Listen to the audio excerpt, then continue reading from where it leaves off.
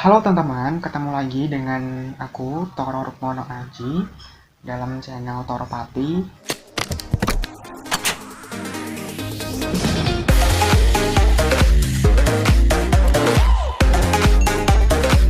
Jadi kali ini aku akan membahas seputar dunia perkuliahan di PKN STAN.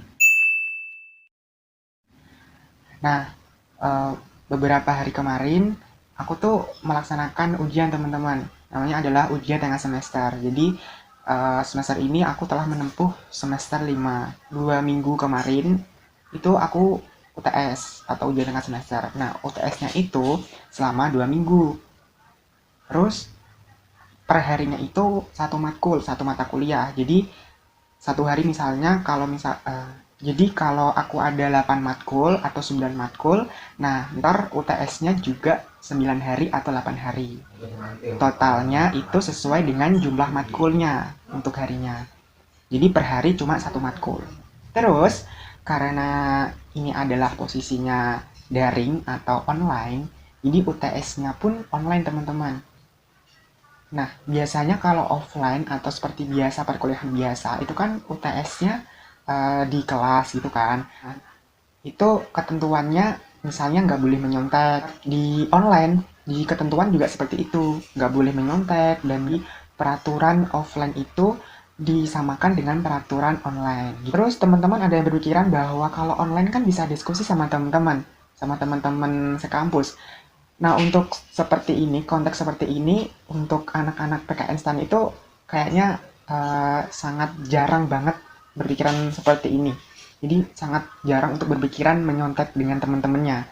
Karena apa? Karena sistem DO di PKN STAN kan emang ini ya teman-teman, emang bener-bener dilaksanakan gitu. Jadi takut lah gitu.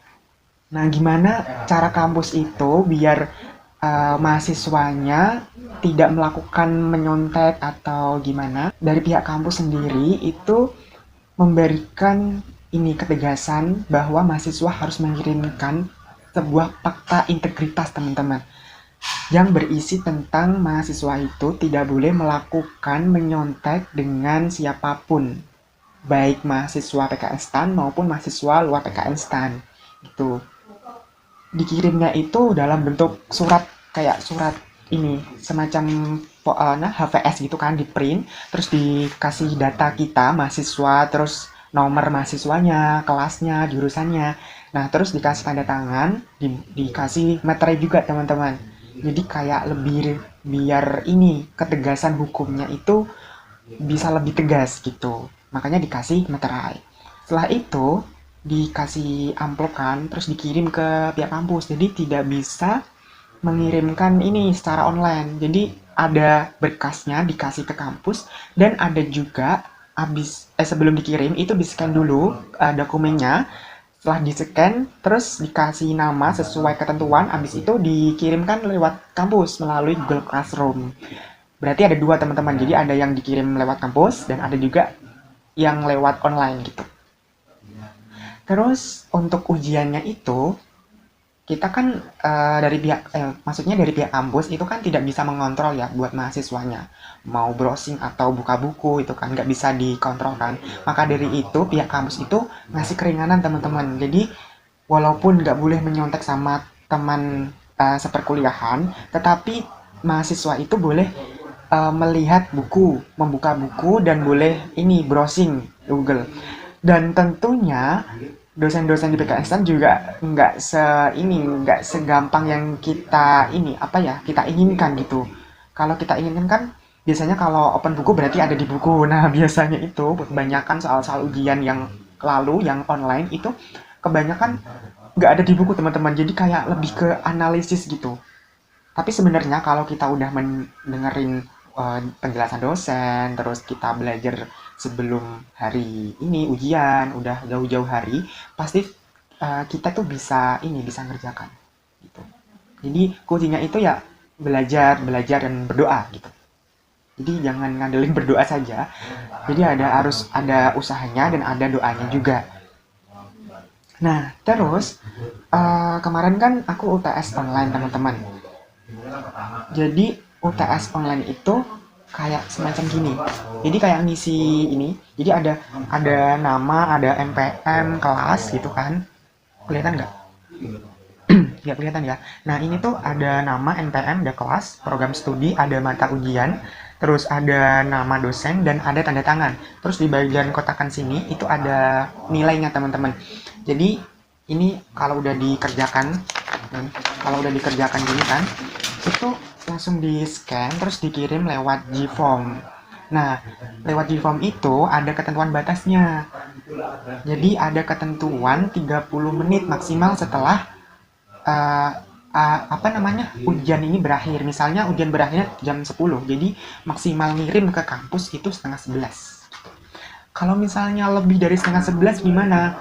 Nah, kemarin itu kayak ada semacam perdebatan gitu kan, antara mau di DO atau enggak. Nah, karena mungkin menimbang kondisi pandemi seperti ini, jadi yang telat itu bukan di DO tapi akan dikurangi nilainya. Jadi nilai maksimal itu 80, kalau nggak salah ya. Jadi nilai maksimalnya itu 80. Biasanya kan nilai maksimalnya 100. Nah, kalau misalnya ada yang telat, itu dia akan maksimalnya 80 gitu, teman-teman. Dan juga ujian ulang kalau nggak salah deh. Nah, yang dikirim telat itu nggak kepake. Terus teman-teman ujian ulang lagi. Nah, nilai maksimalnya itu 80 gitu. Nah, di ujian PKN STAN itu di ujian online ya, ini konteksnya online. Jadi kemarin itu aku ujiannya tidak semua berbaur teks ini, ngisi lembar jawab seperti ini, tetapi ada juga semacam praktek gitu kan.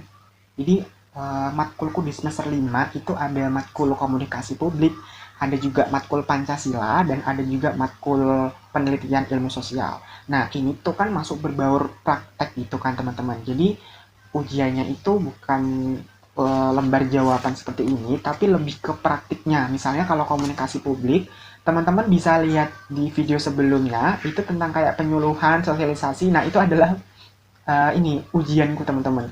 Jadi ujiannya di komunikasi publik itu ada membuat PPT, terus habis itu dipresentasikan PPT tadi di video, terus diupload di media sosial. Terus untuk matkul Pancasila, nah untuk matkul Pancasila dia membuat essay. Nah, buat teman-teman yang belum tahu essay itu seperti apa, essay itu kayak semacam artikel tapi pendapat kita pribadi.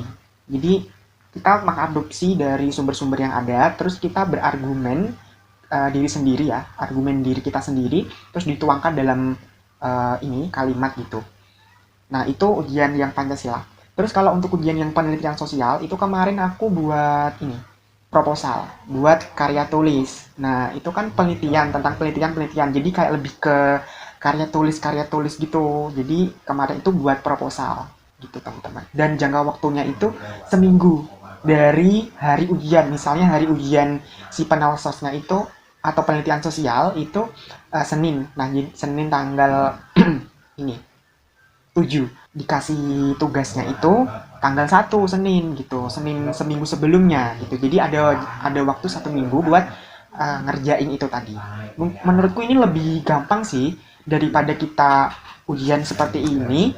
Itu kayak menguras beban kalau untuk seperti ini, teman-teman. Jadi kayak belajar gitu kan sampai malam, teman-teman pasti ngerasain kan gimana hektiknya kalau misalnya belajar untuk ujian. Jadi kalau untuk dikasih waktu seminggu itu kayak menurutku lebih gampang lah daripada ujian seperti ini. Nah, mungkin itu saja yang aku bisa sampaikan kali ini. Semoga bermanfaat. Terima kasih. Jangan lupa subscribe, teman-teman.